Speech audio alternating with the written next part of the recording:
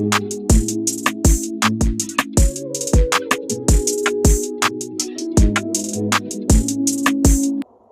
52. Duties of holder as regards drawee or acceptor. Section 1. When a bill is accepted, generally, presentment for payment is not necessary in order to render the acceptor liable. Section 2. When by the terms of a qualified acceptance, presentment for payment is required, the acceptor, in the absence of an express stipulation to that effect, is not discharged by the omission to present the bill for payment on the day that it matures. Section 3. In order to render the acceptor of a bill liable, it is not necessary to protest it or that notice of dishonor should be given to him. Section 4. Subject to Part 4A, presentment by electronic means, where the holder of a bill presents it for payment, he shall exhibit the bill to the person from whom he demands payment. And when a bill is paid, the holder shall forthwith deliver it up to the party paying it. Liabilities of parties. Act 53. Section 1. The bill of itself does not operate as an assignment of funds in the hands of the drawee, available for the payment thereof, and the drawee of a bill who does not accept as required by this act is not liable on the instrument. Act 54. Liability of acceptor. The acceptor of a bill, by accepting it, Section 1, engages that he will pay it according to the tenor of his acceptance. Section 2, is precluded from denying to a holder in due course: A, the existence of the drawer, the genuineness of his signature, and his capacity and authority to draw the bill. B, in the case of a bill payable to drawer's order, the then capacity of the drawer to endorse, but not the genuineness or validity of his endorsement. C, in the case of a bill payable to the order of a third person, the existence of the payee and his then capacity to endorse, but not the genuineness or validity of his endorsement. Act 55. Liability of drawer or endorser. The drawer of a bill, by drawing it, A, engages that on due presentment it shall be accepted and paid according to its tenor, and that if it be dishonored, he will compensate the holder or any endorser who is compelled to pay it, provided that the requisite proceedings on dishonor be duly taken. B, is precluded from denying to a holder in due course the existence of the payee and his then capacity to endorse. Section 2. The endorser of a bill, by endorsing it, engages that on due presentment it shall be accepted and paid according to its tenor, and that if it be dishonored, he will compensate the holder or a subsequent endorser who is compelled to pay it, provided that the requisite proceedings on dishonor be duly taken. B, is precluded from denying to a holder in due course the genuineness and regularity in all respects of the drawer's signature and all previous endorsements.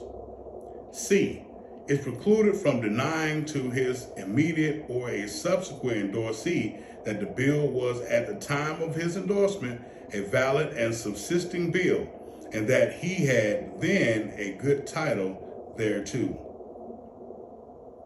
Act 56. Strangers signing bill liable as endorser.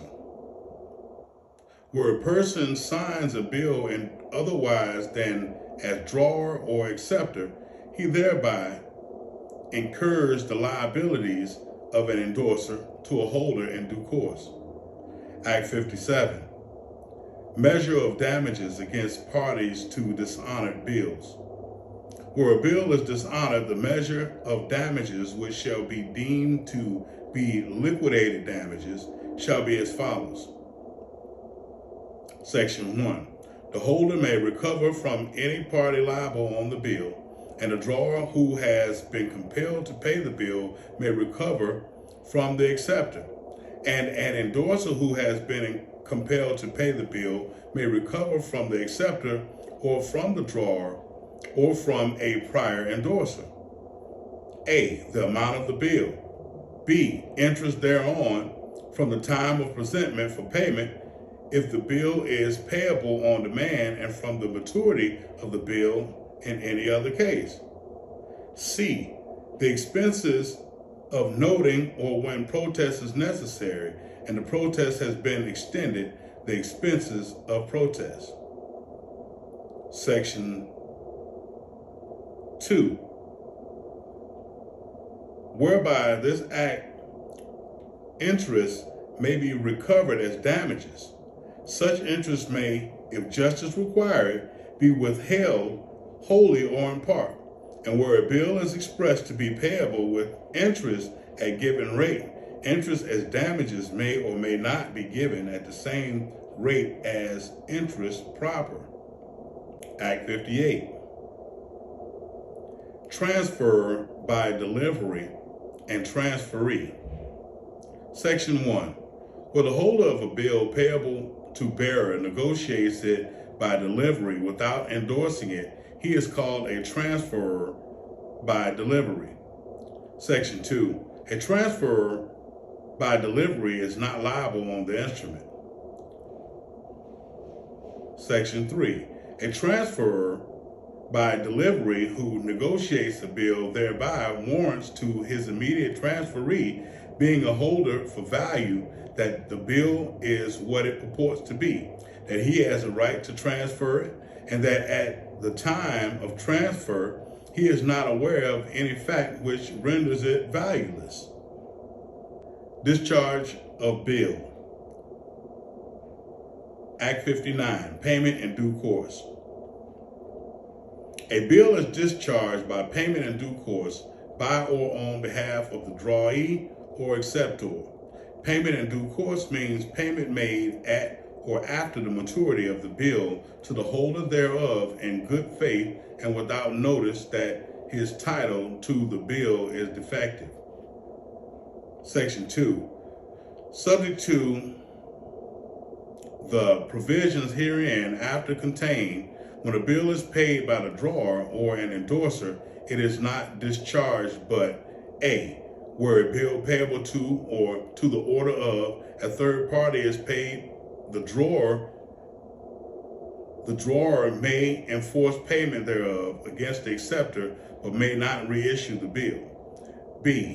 Where a bill is paid by an endorser, or where a bill payable to drawer's order is paid by the drawer, the party paying it is remitted to his former right as regards the acceptor or antecedent parties.